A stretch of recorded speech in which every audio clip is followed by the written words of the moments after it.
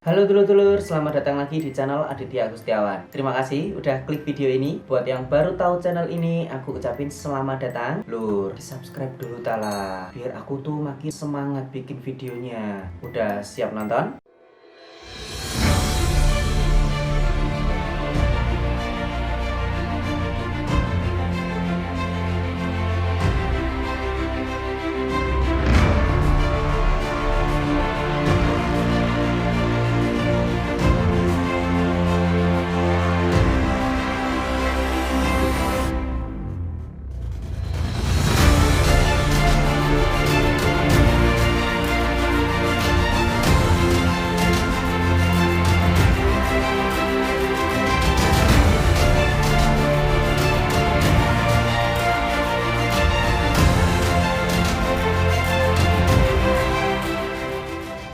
Video ini masih kelanjutan yang sebelumnya lur, yang ngebahas soal Adipati Aryo Ronggolawe. Kalau kalian pengen lihat part 1 dan part 2, bisa kalian geledah di channel ini. Tapi setelah nonton video ini sampai selesai lur, kalau kita bahas soal Ronggolawe, tentunya beliau adalah sosok yang sangat kita hormati ya lur. Terutama bagi warga Tuban, Ronggolawe ini dianggap sebagai pahlawan. Pahlawan yang udah berjuang demi sebuah keadilan, dan dikenal juga sebagai sosok yang memiliki semangat berapi-api, punya keberanian yang tak tergoyahkan, yang punya ambisi besar, dan punya kegigihan yang luar biasa. Dan di video ini kita coba mengetahui tentang bagaimana kisah akhir hidup Ronggolawe.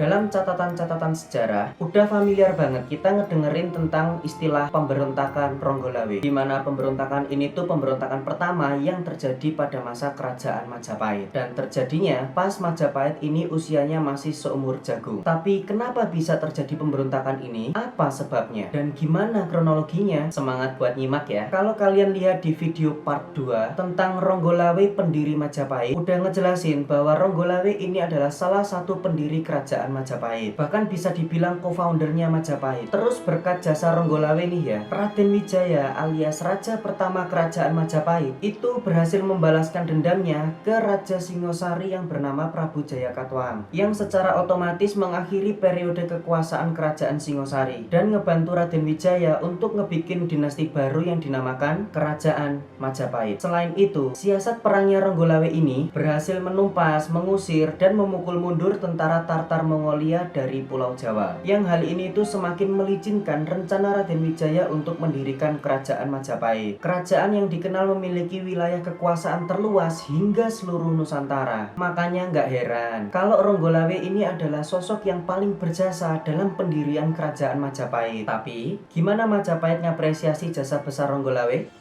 Dari awal pendirian kerajaan Majapahit, Ronggolawe ini udah berharap alias memiliki cita-cita kelak akan dijadikan patih Amangkubumi kerajaan Majapahit, dimana untuk ngedampingin sang raja yaitu Raden Wijaya yang merupakan sahabat dekatnya lur. Si dua serangkai ini memang dulunya itu nggak terpisahkan banget. Tapi entah apa yang ada di benak Raden Wijaya sebagai seorang raja, bahwa keputusannya ini menimbulkan sebuah pemberontakan. Ibarat kacang lupa kulitnya, Raden Wijaya seolah ngelupain Ronggolawe begitu aja. Ronggolawe nggak diangkat sebagai patih Amangkubumi kayak apa yang udah dicita-citain sebelumnya, tapi hanya sebatas Menteri Amancanegara di Tuban dan Adipati Datara yang ia jabat. Namun ketika pemilihan patih, Raden Wijaya sebenarnya udah dilanda kebingungan lur, dan sempat ada 3 nama yang dikandidatin. Yang pertama adalah Lembu Sora, salah satu pendukung pendirian kerajaan Majapahit. Selain itu, Lembu Sora lah yang berhasil ngebunuh Patih Singosari yang bernama Kebo Mundarang. Dari Lembu Sora ini juga lah yang ngasih ide ke Raden Wijaya buat ngungsi ke Jawa Timur dan minta bantuan ke Adipati Aryo Wiraraja alias ayahnya Ronggolawe. Yang kedua adalah Raden Aryo Ronggolawe yang merupakan seorang putra Adipati yaitu Raden Aryo Wiraraja, sekaligus merupakan cucu Adipati Tuban pertama yaitu Raden Aryo Dandang Wacono. Ronggolawe ini adalah seorang yang sangat berjasa dalam pendirian kerajaan Majapahit, pembuat siasat dan strategi tempur, terutama pas menghancurkan kerajaan kerajaan Singosari dan memukul mundur tentara Tartar dari Mongolia. Ia juga yang membabat hutan tarik demi pendirian kerajaan Majapahit. Dia juga menyediakan kuda perang dan menyambung nyawa di medan pertempuran. Tapi kekurangannya Ronggolawe ini satu, yaitu karakter Ronggolawe yang memiliki temperamen yang tinggi. Ketiga, Mahisa Anabrang alias Kebo Anabrang, yang merupakan panglima perang sekaligus tokoh senior sejak kerajaan Singosari pada masa pemerintahan Prabu Kertanegara, terutama pas ia ditunjuk sebagai panglima perang pada masa ekspedisi Pamalayu. Selain itu, Mahisa Anabrang juga berhasil meredam gejolak dari para pendukung Singosari untuk tunduk ke kerajaan Majapahit. Ngelihat track record 3 kandidat ini masih sangat make sense lah ya, setidaknya masih punya andil dan jasa buat kerajaan Majapahit. Tapi entah apa yang ada di pikirannya Raden Wijaya, ia nggak milih salah satu dari 3 kandidat tersebut lur, melainkan justru malah milih Nambi. Hal ini tentunya bikin Ronggolawe itu sakit hati lur, yang notabene memiliki jasa paling besar dalam pendirian kerajaan Majapahit. Beda banget sama Nambi yang justru nggak punya jasa apapun dalam kerajaan Majapahit ini. Wajar sebenarnya sih lur kalau Ronggolawe ini tuh kecewa berat. Secara kalau kalian itu udah berjasa besar dalam satu institusi, tapi malah nggak diapresiasi apapun, dan si institusi ini tuh malah ngapresiasi si penjilat, ya pastinya kecewa berat lah lur. Ibarat dalam pepatah Jawa, gupak kulut orang manganangkane, alias ketika udah berjuang dapat nggak enaknya, tapi malah justru nggak merasakan kenikmatannya sama sekali.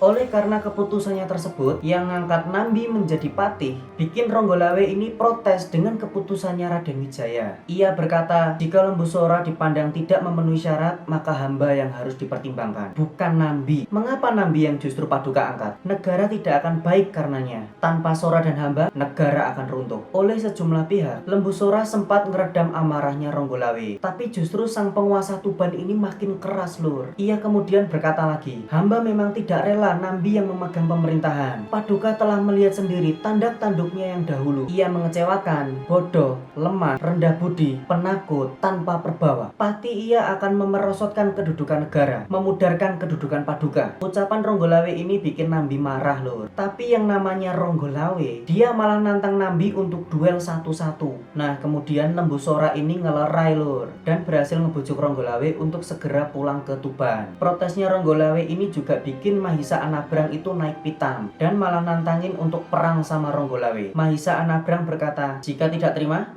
silakan kembali ke Tuban dan siapkan pasukan untuk perang. Tindakan Ronggolawe ini sebenarnya disesalin oleh Raden Wijaya, di mana protes yang dilontarkan oleh Ronggolawe yang notabene teman dekatnya itu sangat menghinanya lur. Alhasil, pengangkatan Nambi sebagai patih ini menimbulkan perang dan Ronggolawe resmi memberontak, di mana pemberontakan ini terjadi pada tahun 1295. Raden Wijaya mau nggak mau ngirim pasukan juga buat memberangus pasukan Ronggolawe. Dari pihak Majapahit, Nambi udah ngebangun pasukan. Pasukan ini dipimpin langsung oleh Mahisa Anabrang dan terjadilah perang Tuban Majapahit, sebuah perang pertama yang terjadi pada masa kerajaan Majapahit. Pasukan Majapahit nyerang dari arah timur dan sang pimpinan Majapahit yaitu Mahisa Anabrang itu langsung berhadapan dengan Ronggolawe di tepi sungai Tambak Beras. Pertempuran itu berlangsung sengit. Setelah bertempur beberapa lama, Ronggolawe berhasil ditundukin sama Mahisa Anabrang. Ronggolawe dicekik ke dalam air hingga ia kehabisan napas. Lembu Sora ngelihat hal itu ngerasa kasihan lur sama Ronggolawe. Soalnya masih ada hubungan keluarga juga, di mana Ronggolawe ini keponakannya Lembu Sora dan sekaligus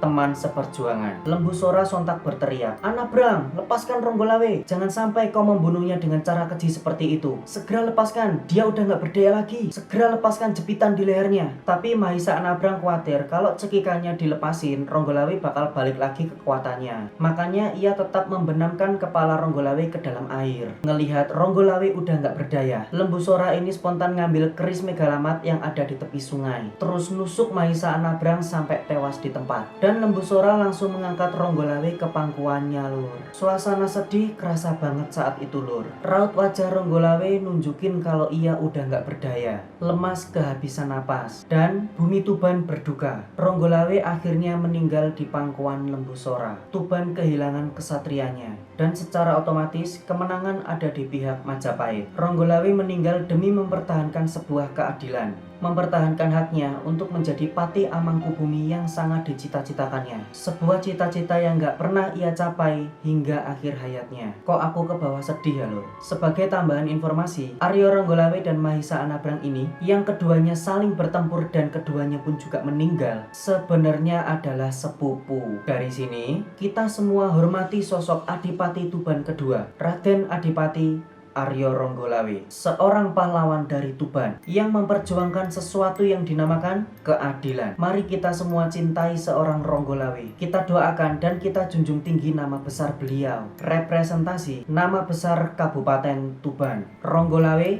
adalah Tuban. Sekian video ini dan sekian pembahasan tentang Ronggolawe. Buat kalian yang suka dengan video ini, jangan lupa like dan subscribe. Nyalain juga lonceng notifikasinya biar kamu tahu aku upload video baru. Dan kalau menurut kalian video ini tuh bermanfaat, jangan lupa di share atau bagikan video ini ke teman-teman dan kerabat kalian biar sama-sama cinta Ronggolawe. Terima kasih yang udah menonton, sampai bertemu di video berikutnya. Bye bye lur.